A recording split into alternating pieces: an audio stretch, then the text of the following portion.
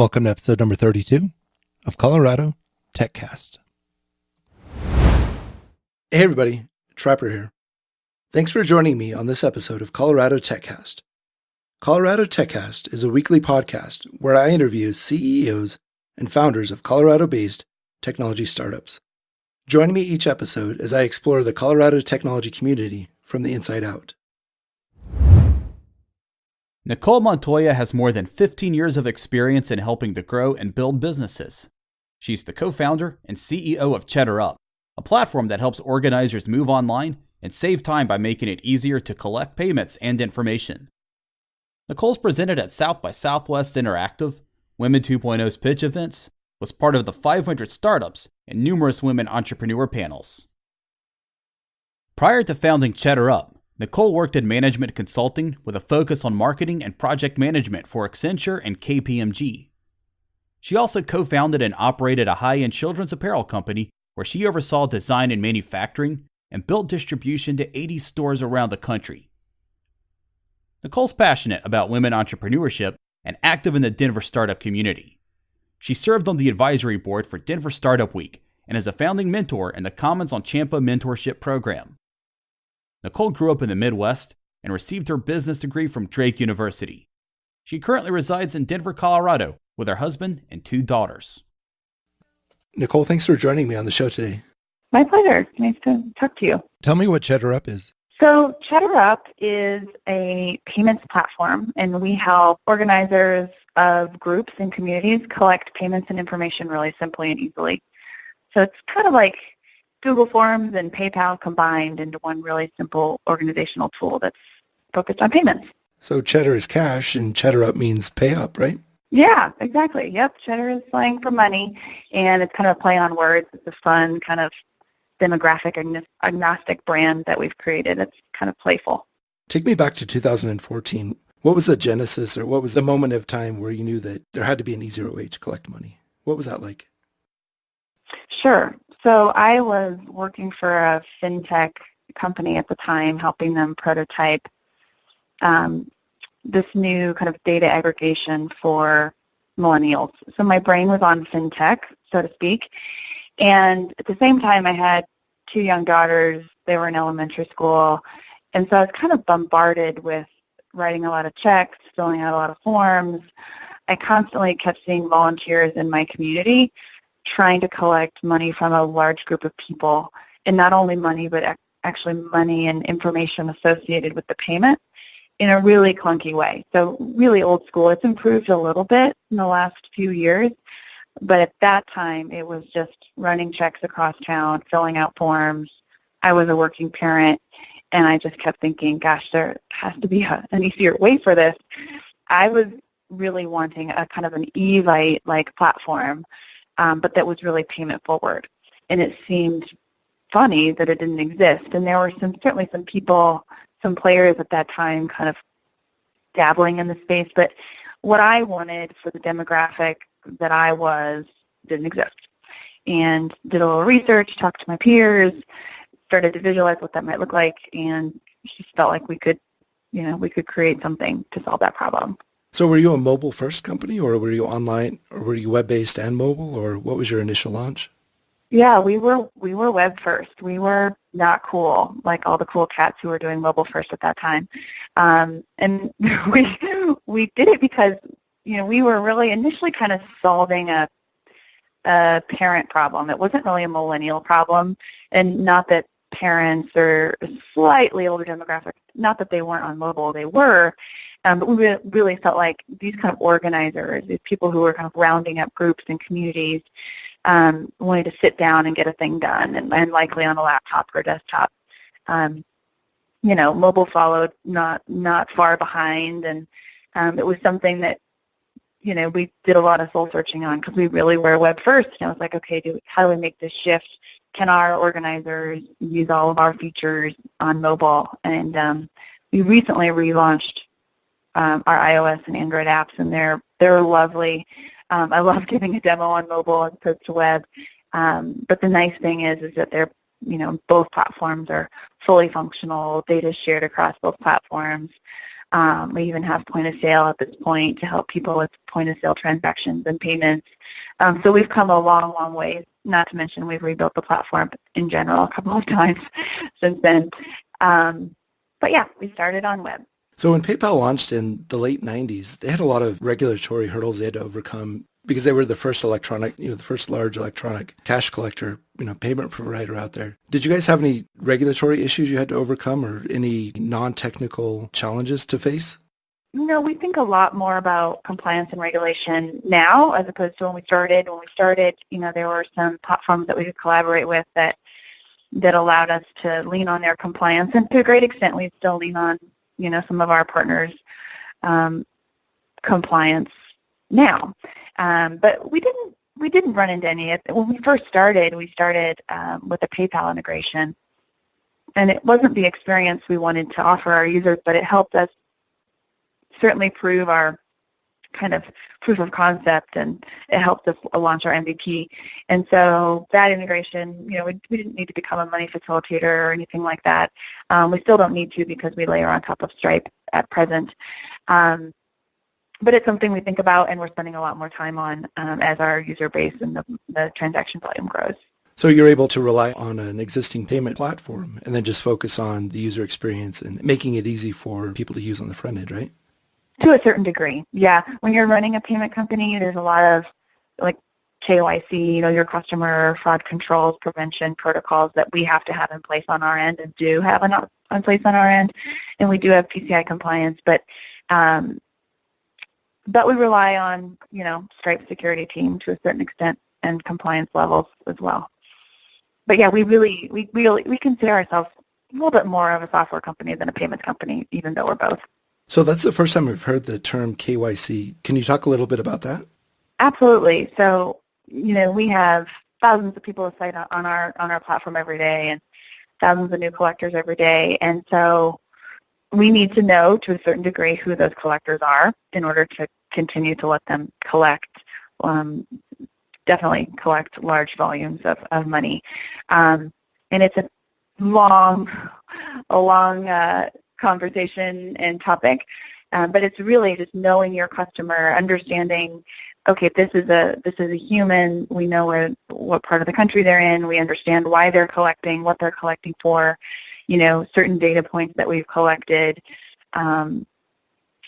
through, some artificial intelligence, quite frankly, lets us say, okay, that's a human that we know and we're comfortable collecting on our platform. The risk of not doing that and not knowing that, and it's a really big job, the risk of not doing that is having fraudulent people with, collecting on your platform, people who have access to, credit card information that they shouldn't have. And that type of activity, unfortunately, is increasing on the internet today. So, we monitor very closely to not have that activity on our platform. Is it like fraud detection software? Yeah, it is. Detection software, code, and processes. We have the whole support team that and compliance folks who are monitoring new activity on the site. And there's a lot that goes into it. But yeah, you can't these days. You can't just pop up a payment company and cross your fingers. It won't end well. How did you go about building this? Is your background technical, or obviously you saw a glaring hole in the market. How did you address that, and how did you build the company around that? Yeah, it's like a lot of entrepreneurs, I think, these days do, folks who are pretty tenacious and persistent and can get a thing done, and I would put myself in in those categories. But, I'm not technical. My background is in management consulting, so I have a really solid business background.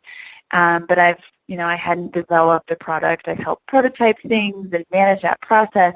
But I've, hadn't really managed a team of engineers prior to starting Cheddar Up. And again, I couldn't write code myself. And I haven't learned to write code. But I've certainly learned how to build product and how to manage engineers. And that's, been a learning curve. But at the beginning, it was I see the product. My co-founder is really good at UI and UX, so she helped with that. We could visualize it. We knew how we wanted it to work. But of course, then you had to find tech talent, and that's been a journey, and I've learned a lot on that regard. But it was really just finding people that could help us get the first kind of MVP, the minimum viable product built, and then getting it into users' hands, kind of classic software startup.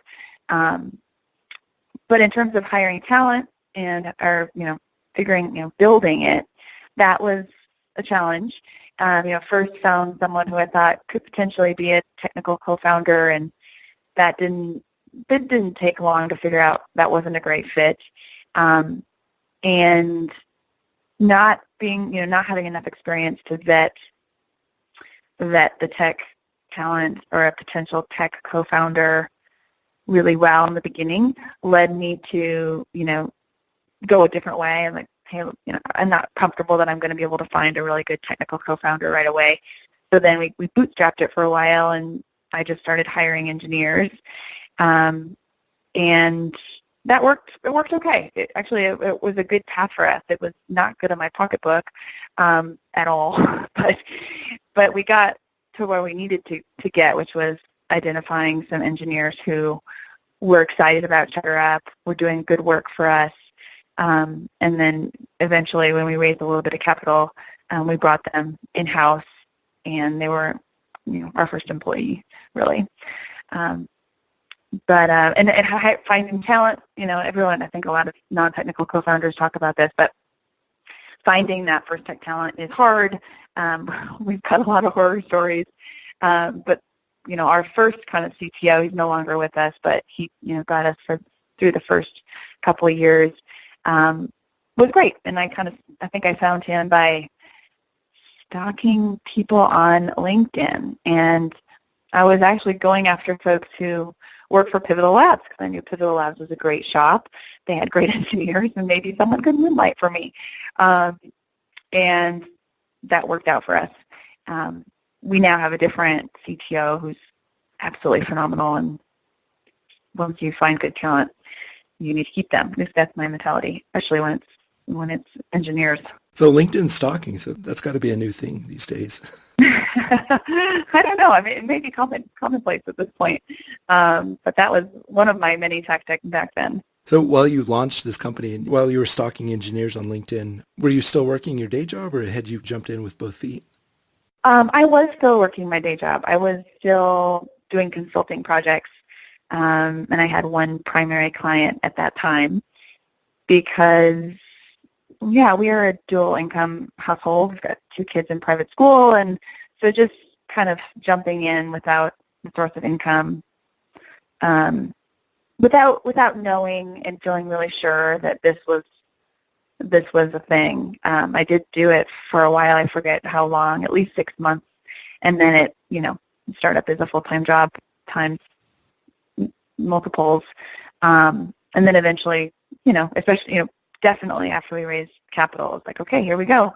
It wasn't necessarily that we raised capital and I got to give myself a normal salary, but, I raised capital and it was time to put that money to work and say goodbye to the consulting gig. So when you raised capital, did you go after VC money, or was it like more private equity, bootstrapped? What was the source?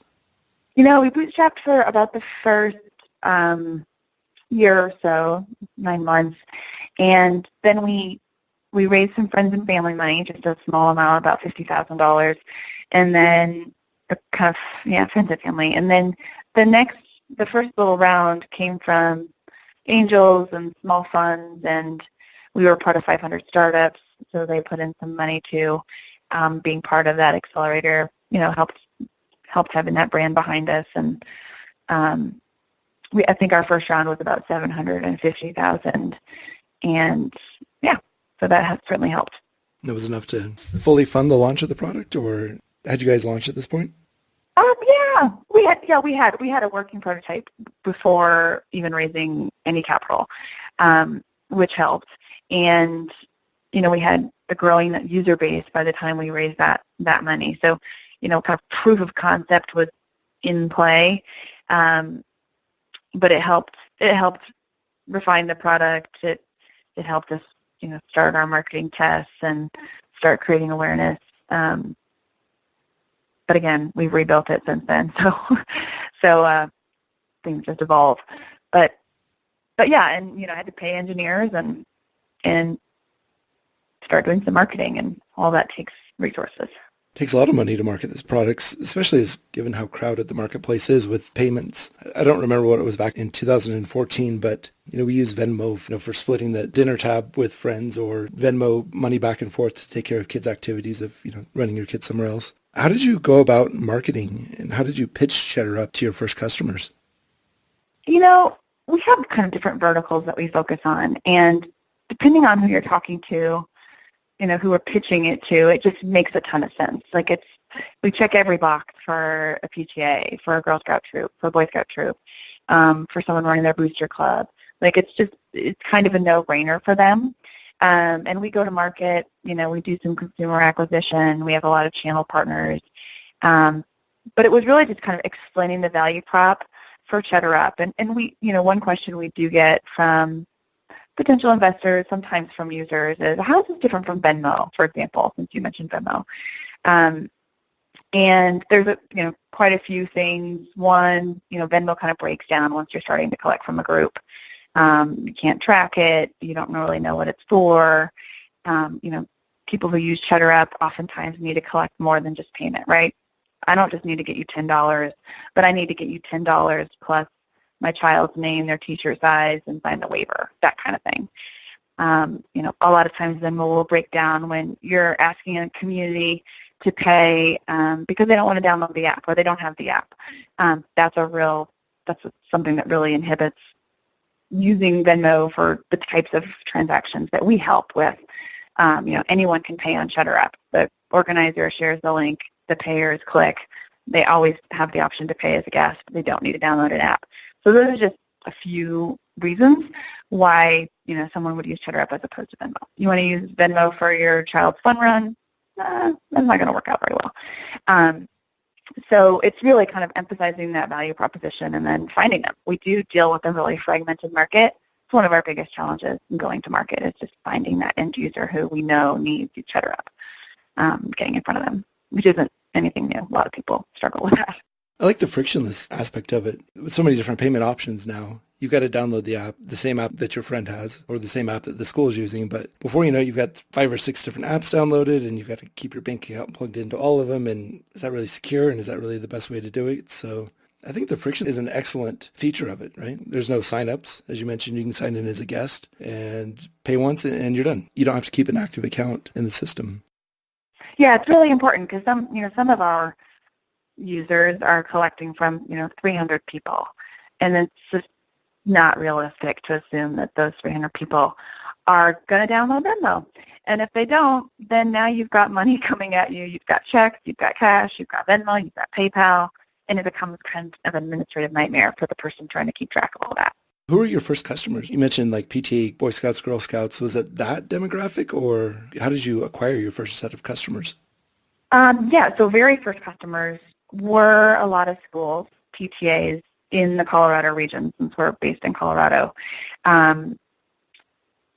They were our true testers, and they were people that we knew.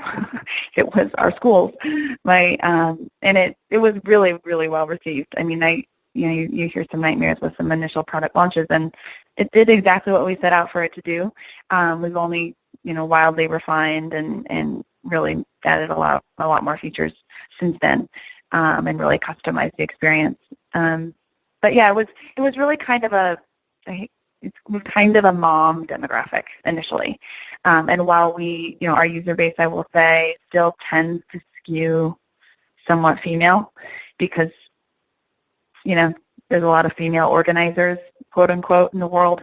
But we see all types now, and, our marketing is quite agnostic to just anyone who's organizing a group or a community and needs to collect payments and information. Do you have a lot of repeat customers, like PTA Club? Do they use you year after year, and then they tell their friends? So suddenly you've got a bunch of PTA organizations coming at you? Or what has your growth been like?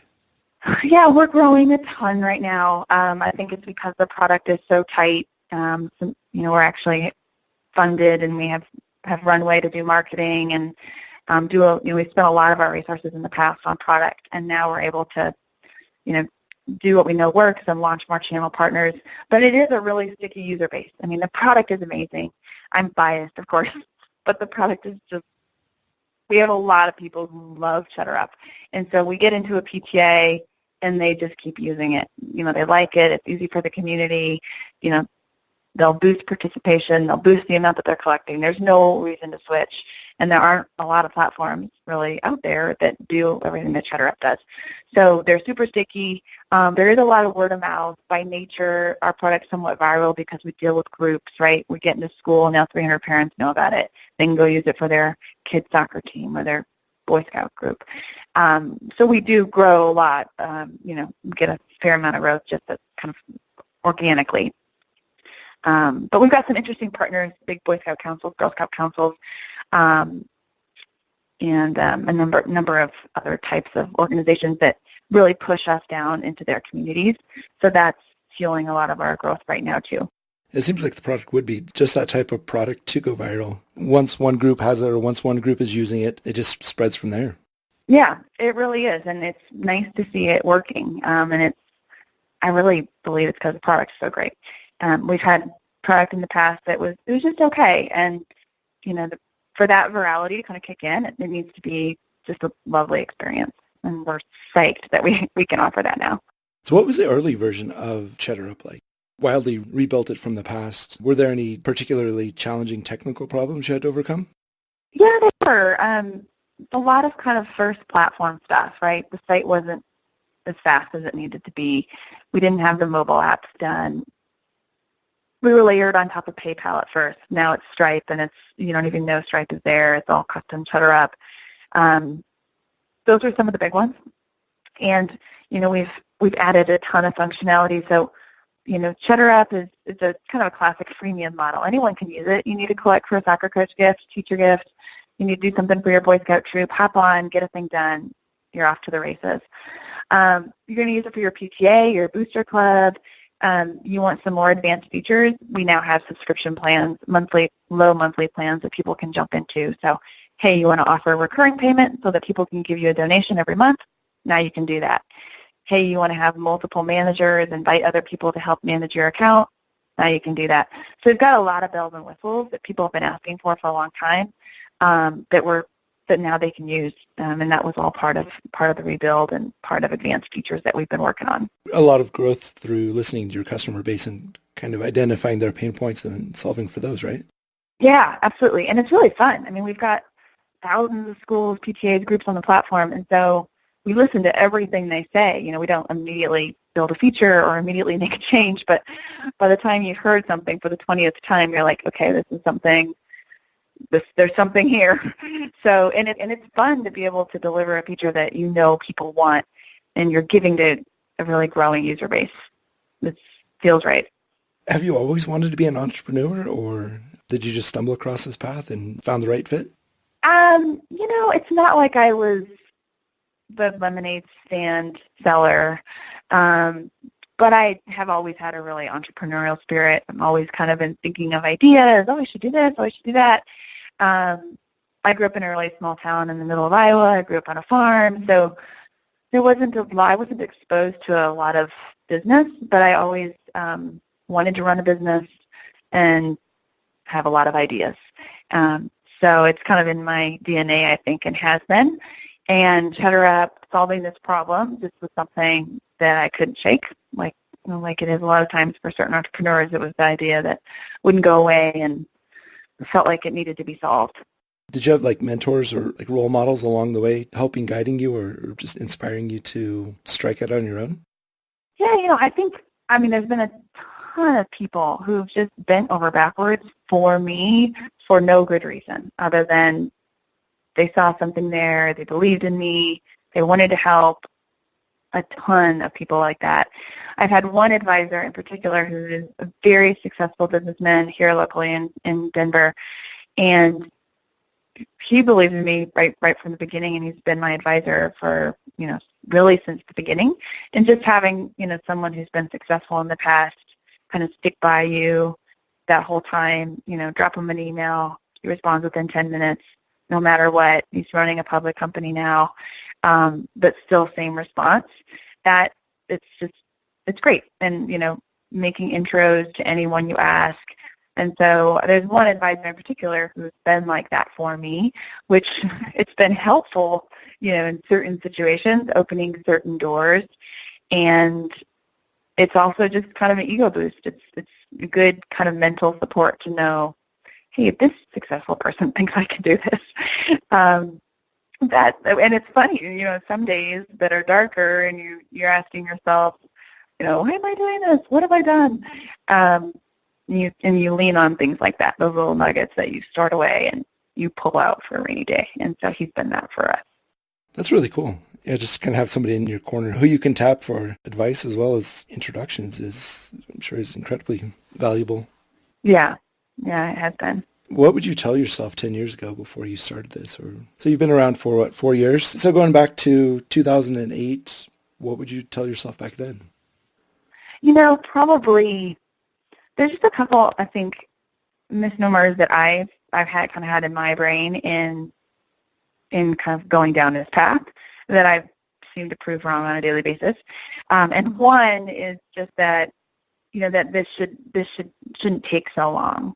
That, I should be at a different point by now, or you just kind of assume that a lot of successful companies, it happens quicker.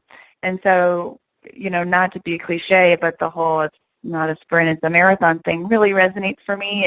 I think it's helpful to understand that a lot of the companies that, daily brands that we interact with on a daily basis, they took a while before anyone even knew that they existed. And I kind of have to remind myself about that. Just that great things take time. And the other one that I struggle with a little bit is, or have learned, and have been reinforced, is just that there's not always a right way to do things.